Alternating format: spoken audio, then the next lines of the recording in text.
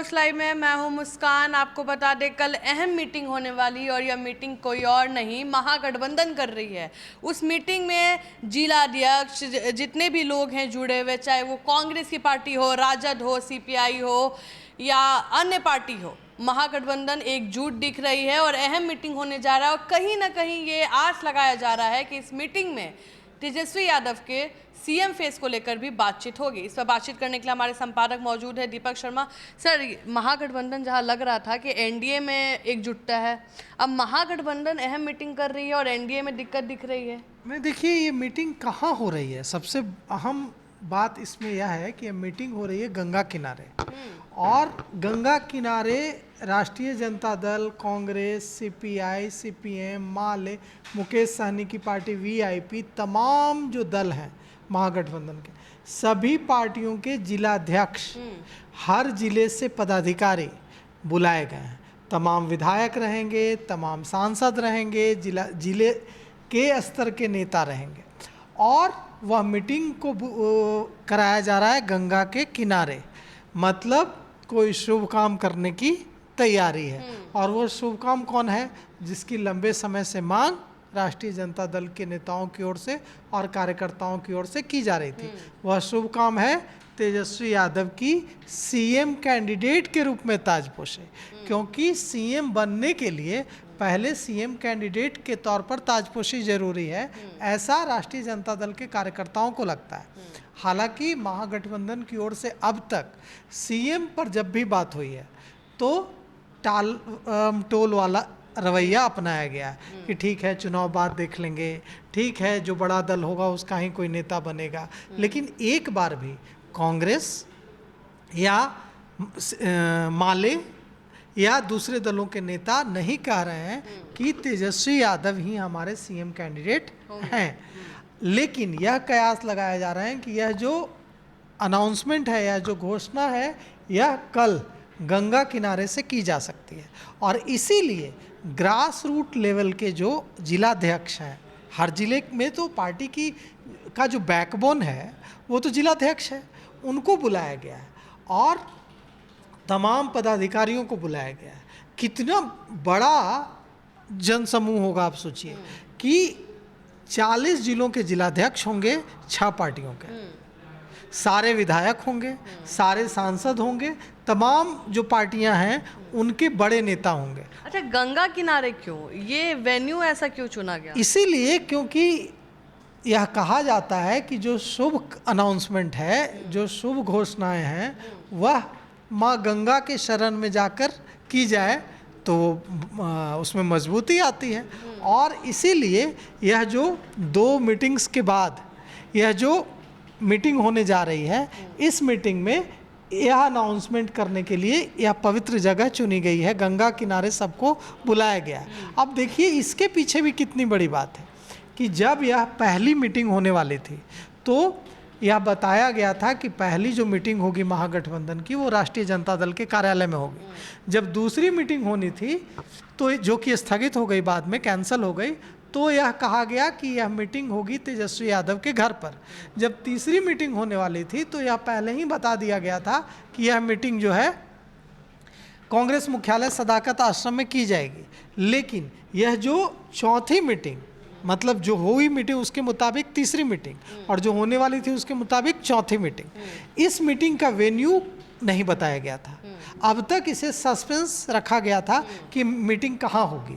कहा गया था कि जब हम मीटिंग का स्थल की जगह का चयन करेंगे तो बता देंगे। तो क्या ये जो मीटिंग हो रहा है, कहीं ये एनडीए को दिखाने के लिए है, एकजुटता अपनी दिखाने, अपनी ताकत दिखाने के लिए है?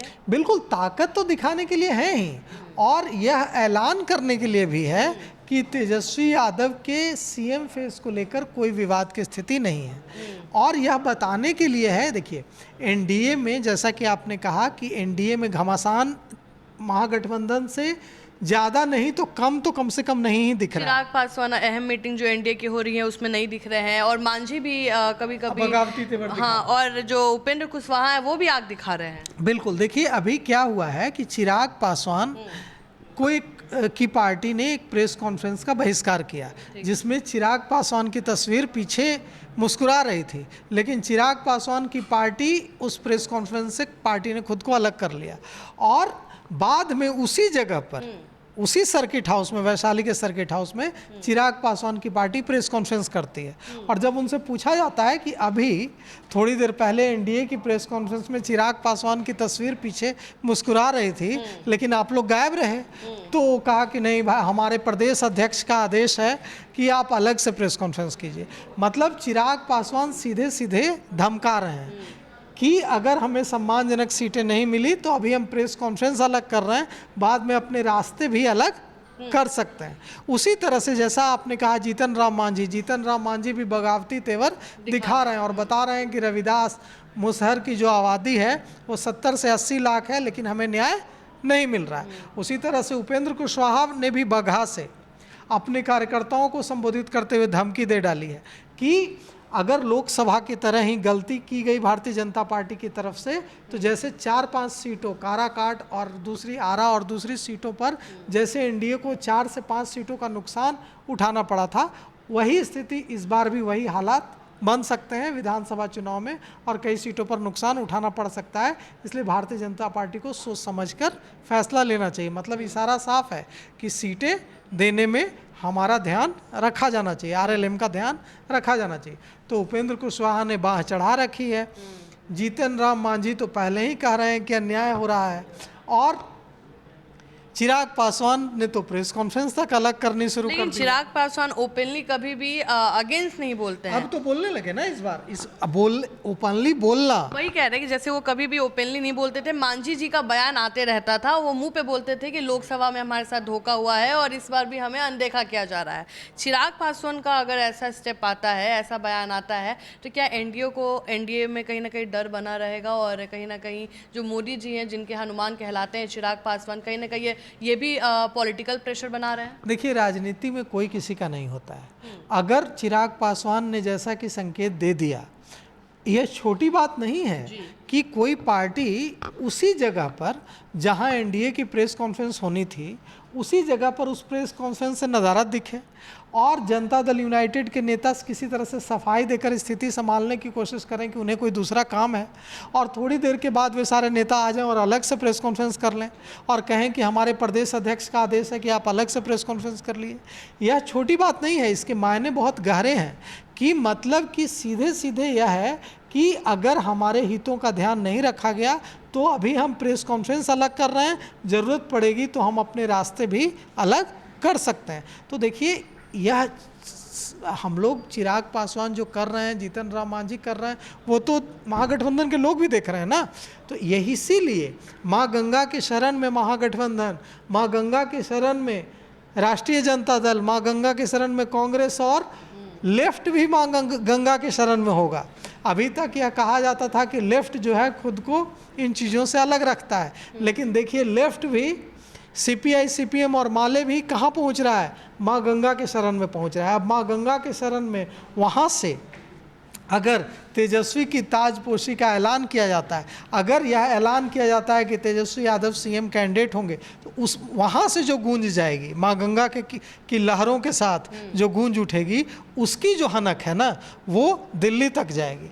मतलब कि सीधे सीधे यह संकेत देने की कोशिश है। और देखिए, हम क्यों ना अपने दर्शकों को शकील अहमद खान, जो कांग्रेस विधायक दल के नेता हैं, उनका बयान सुनाएं। उन्होंने कितनी चुटकी ली है एनडीए के अंदर जो घमासान मचा हुआ है उस पर।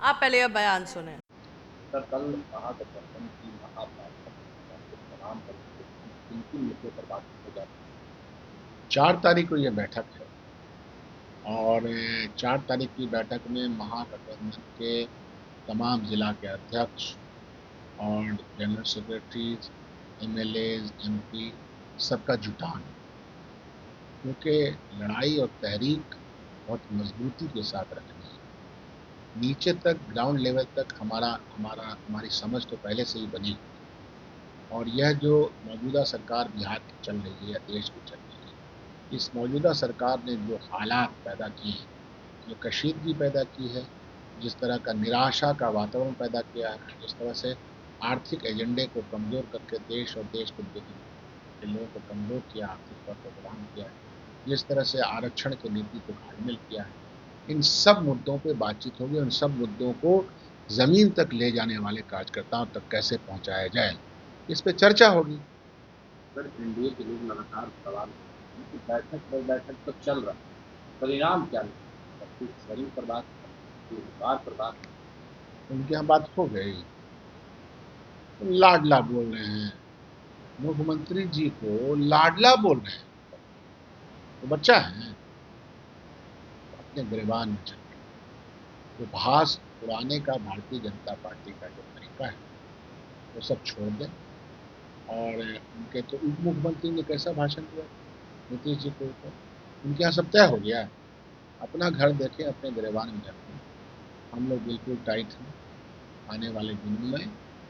पिछले बार सरकार नहीं बनाने में जो इन लोगों ने, ये सरकार बनती ना भाई, 12,000 की तो वोट का फर्क था, 12,000 के वोट से इतना पगलाए नहीं साहब, चिंता मत कीजिए, हम अपनी चीज़ों को ठीक कर कह रहे हैं कि आरजेडी के लोग तेजस्वी यादव को मुख्यमंत्री बनाना चाहते हैं, कांग्रेस के लोग राहुल गांधी को मुख्यमंत्री बनाना चाहते हैं, जिसकी फिल्म तरह से हम सोच रहे हैं यहाँ पे चल क्या है। अच्छा तो वो अच्छा मामला, ये कैसा सवाल कर रहे हैं भाई? वो रूलिंग पार्टी है, सवालों के घेरे में खड़ी है, वो अच्छा सवाल, अच्छी बात हमारे यहाँ कहेगी, वो तो वही बात कहेगी ना जो उनको सूट कर रहा है। हमारे यहाँ प्रश्न ही नहीं है, सब प्रश्न रिजॉल्व है। मामले के लिए नेता है मक्खी वाला, जब सवाल प्रॉब्लम कांग्रेस के लोग कह रहे हैं कि इससे पहले उनका कहना इस तरीके का बयान नहीं दिया, मतलब कौन दिया है कि उत्साह में बहुत सारे लोग बहुत बढ़कर बहुत कुछ बोलता है, उसको चलते रहने दीजिए, बहुत लोग बहुत कुछ बोलता है। महागठबंधन का एक ऑप्टिक्स था, उसकी एक आधारशिला, वो जिम्मेदार लोग हैं, वो जो फैसला करते हैं वो सबका मान्य है। तो देखिए शकील अहमद खान क्या कह रहे हैं, वे कह रहे हैं कि प्रधानमंत्री नरेंद्र मोदी ने तो नीतीश कुमार का अपमान कर दिया। वो नीतीश कुमार कोई बच्चा है कि उनको लाडला मुख्यमंत्री कहते हैं? लाडला किसको कहा जाता है? लाडला जो बच्चा होता है, छोटा बच्चा होता है, जो बच्चा होता है उसको कहा जाता है। अब मुख्यमंत्री को प्रधानमंत्री लाडला कह रहे हैं, इसका साफ साफ मतलब यह है कि उनको गंभीरता से नहीं ले रहे हैं प्रधानमंत्री। और वे यह भी पूछ रहे हैं कि हम पत्रकारों से सवाल कर रहे हैं कि आपको बड़ी नज़र रहती है महागठबंधन में क्या उठापटक चल रही है, आप ये क्यों नहीं देख रहे हैं कि एनडीए में क्या हो रहा है? हमारी तो यहाँ तक बात बढ़ गई कि हम माँ गंगा की शरण में आकर मीटिंग कर रहे हैं और हम जिलाध्यक्षों के साथ मीटिंग कर रहे हैं। उनके यहाँ तो ढंग से मीटिंग भी शुरू नहीं हुई है, कोई इधर भाग रहा है, कोई उधर भाग रहा है, भागदड़ मची हुई है। तो हमारे यहाँ की चीज़ों पर बड़ी नज़र रहती है आपकी, उनकी चीज़ों पर तो आपकी नज़र नहीं रहती है। मतलब देखिए, कुल मिलाकर यह संकेत देने की कोशिश है। देखिए, राजनीति में कुछ भी अनायास नहीं होता है। अगर जगह का चुनाव माँ गंगा के किनारे के रूप को किया गया है कि माँ गंगा के किनारे जुटेंगे और 10-20 नेता नहीं जुट रहे हैं मुस्कान जी, ये छोटी सी बात है। आप सोचिए कि कितनी बड़ी तैयारी करनी होगी। तमाम बिहार के 40 जिले से जिलाध्यक्ष आएंगे, वे वहाँ जमा होंगे, उनके भोजन की व्यवस्था, सारी व्यवस्था, यह काम अभी तक सिर्फ जन स्वराज के प्रशांत किशोर कर रहे थे, वही माँ गंगा की शरण में बैठे हुए थे और टेंट गार्ड रखा था, हाँ, कि माँ गंगा की शरण में प्रशांत किशोर। लेकिन अब माँ गंगा के शरण में राष्ट्रीय जनता दल, अब माँ गंगा के शरण में कांग्रेस, अब माँ गंगा के शरण में सीपीआई सीपीएम और माले भी, और लगे हाथ मुकेश सहनी भी, ठीक है, जो निषाद मल्लाहों के नेता हैं। और माँ गंगा से उनका पुराना नाता है, निषादों का, मल्लाहों का तो नदी से, माँ गंगा से पुराना नाता रहा है। तो यह जो संकेत देने की कोशिश है, यह बड़ा संकेत देने की कोशिश है कि हम यहाँ से, इस शुभ जगह से तेजस्वी की ताजपोशी का ऐलान करेंगे।